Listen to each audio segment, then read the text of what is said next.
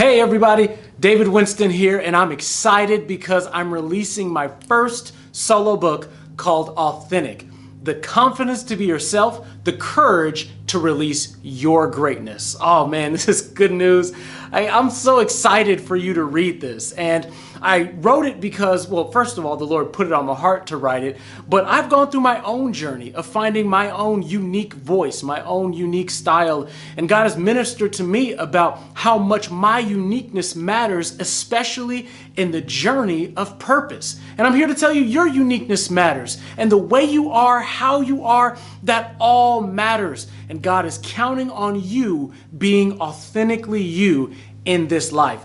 So what I wanted to do is I wanted to take you through the book. I wanted to give you kind of an overview of the book. I know you can read a summary, you can turn to the back cover and you can look about, what it's about. Hey, we can read summaries about movies and different things, but I wanted to give you the behind the scenes look. I always think it's really interesting when they interview a director about the movie and they say, tell us about the movie, rather than just, reading the blanket description. You, director, the one who put it together, tell us. So I want to tell you all about my book, and I want to actually kind of just go through the book so you can understand exactly what you can be looking forward to. And as I open the book in the first chapter, I actually talk about value. And the chapter is called You Can Only Go As Far As Your Worth. And so when I'm talking about value, I'm talking about understanding your significance here in this life. I talk about an interaction that I had with a young man at one of the Austin high schools here on the west side of Chicago. And that interaction, it really left an imprint on me. And it helped me understand that we all need to understand our value. And we will never go past that value that is perceived by us, our perceived self-value. We won't be able to move past that in life. And so I talk about some of the 8 major areas that have constructed or made up our value of ourself. And then I go into chapter 2 that's called The Peculiar Package, talking about that you've been uniquely packaged for success, and the way you're made up, the construction that God made you up with. You've just been created, as it says in the scripture, fearfully and wonderfully made. And I talk about a true story that happened right here in our ministry that led me to this revelation, understanding about how we are packaged. And all of us are packaged differently, but we all have something of value to add. And then I go to the third chapter called Just Be You and Win. Isn't that good news? Isn't that good news that you don't have to be somebody else to be able to be successful in who God has called you to be in this life? What I found is that it's not trying to be ourselves that gets us in trouble. It's actually trying to be other people that gets us in trouble, and undervaluing who we are and what we bring to the table. So when I talk about just be you and win, I talk about you've been hardwired for success, but you've been hardwired for your purpose and your destiny. That your purpose and your personality are uniquely intertwined, and they create an interconnected symbiotic relationship, and you can't have one without the other. And so you can't pursue the what of purpose without understanding and equally pursuing the who of who you've been called to be. And so just be you and win is about you understanding that you've been hardwired the way you are, how you are, to be able to live out your purpose through your unique personality. In chapter 4, I talk about unlocking your identity. Years ago we had smartphones, and we still have some smartphones on the market that are unlocked by a fingerprint. They have fingerprint scanners, and now we even have phones that have facial recognition and facial ID, and who knows, in the future we might have like DNA scanners. Who knows what we'll have. But I can tell you that when we have that technology, it's calibrated to you, or it's calibrated to whoever you calibrate it to. It's calibrated to their identity. So when we're talking about purpose and destiny, it's calibrated to who you are authentically, not who you pretend to be. That's very important to remember. And so I explain in that chapter about how to understand your identity and how understanding that identity will unlock your destiny. In chapter 5, I talk about embracing the underdog, the very popular age-old story that's told in the Bible of David and Goliath, this young shepherd boy going against this 10-foot Goliath in a battle that nobody thought he could win, right? But David thought he could win. He actually knew he could win. And when I talk about embrace being the underdog, I'm not talking about embracing being a potential loser. What I'm talking about is embracing your equipment. See, David was never going to lose the battle to Goliath. You might say, well, how is that possible, David? I mean, come on, he could have lost. No. David was always going to win that battle because he had the right equipment. He was never even going to get close enough for Goliath to even throw a spear at him. He was going to stay far enough with that stone and sling that all he had to do was sling it and hit him. Boom, it was over. So David actually won the battle using the very tools that he learned to master in obscurity. Everybody else thought he was an underdog, but he was divinely equipped to help deliver his people. You're divinely equipped to help deliver people. You're divinely equipped to help shift something in society. There's great things inside of you. And then I go into chapter 6, which is actually my favorite chapter. It's called Potential, Your Doorway to Greatness. And I love helping expose people to their own potential. Remember this, you can always do more than you think you can do, and you can always go further than you think you can go. And that's what it's all about. That's what this book is all about, understanding your value and changing the perception on how you value yourself.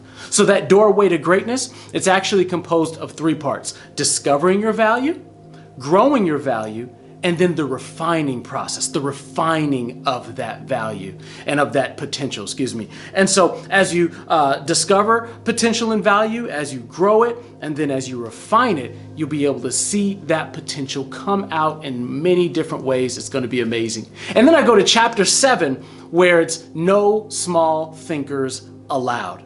Now, I wanna tell you the truth. I almost didn't write this chapter. I actually almost didn't include it, I should say, in the actual final manuscript. I said, people, they know this already, right? They don't need me to tell them that God is a big thinker. But hey, the Lord said, keep it in there. What I've learned is that God does not think small. People think small, but He does not. And a lot of times as people, we will shrink down our dreams and aspirations down to the size where it can mimic and fit our identity. We'll actually shrink our dreams down to the size of our self-image. If our self-image is small, we're gonna take that big dream and make it small. But God has big dreams for you. And I wanna encourage you in that chapter to unlock it, to let it go.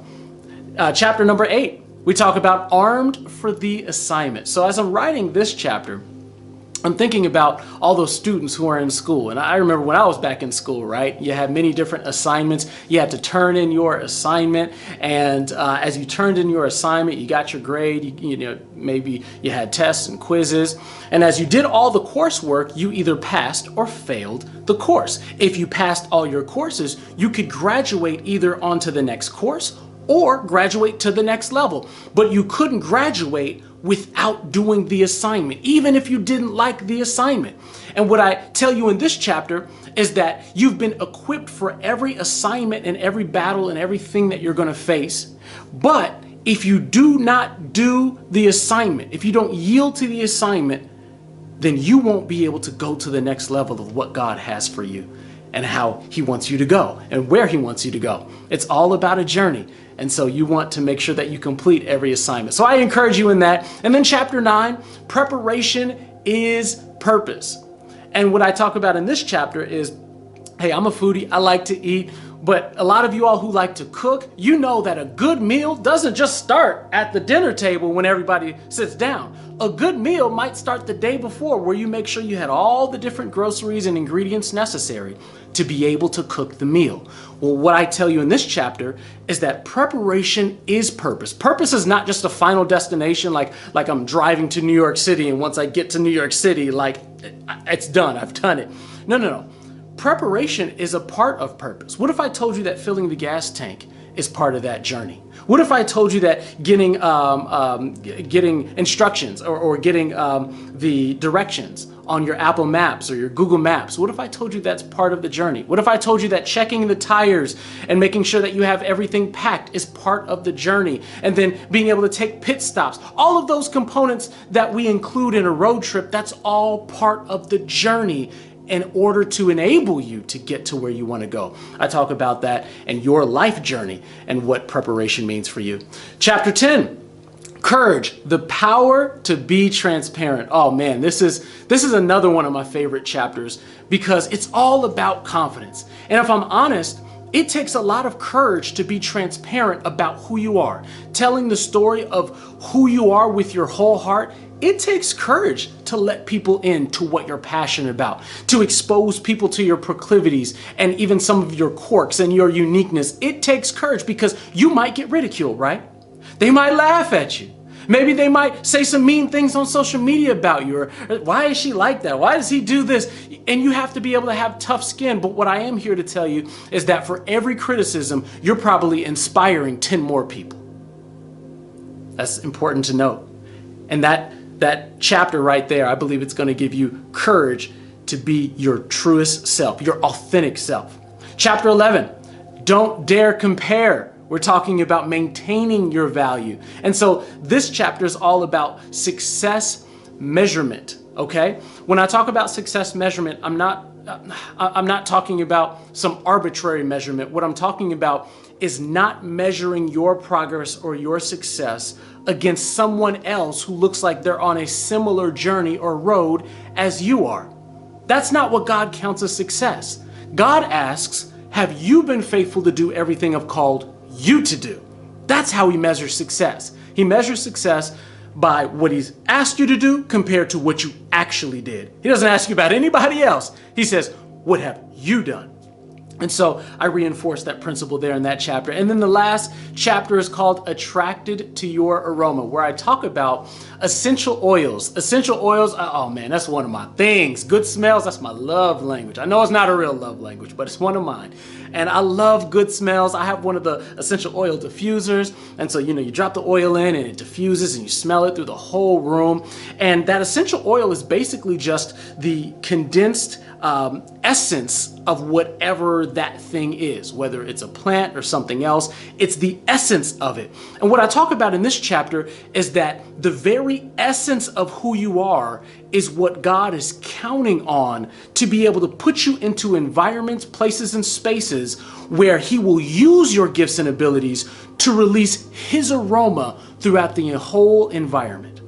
Wherever he's planted you, school, your family, your job, your neighborhood, wherever he's planted you, he's counting on the essence of you and who he's made you to be able to be dispersed in that environment.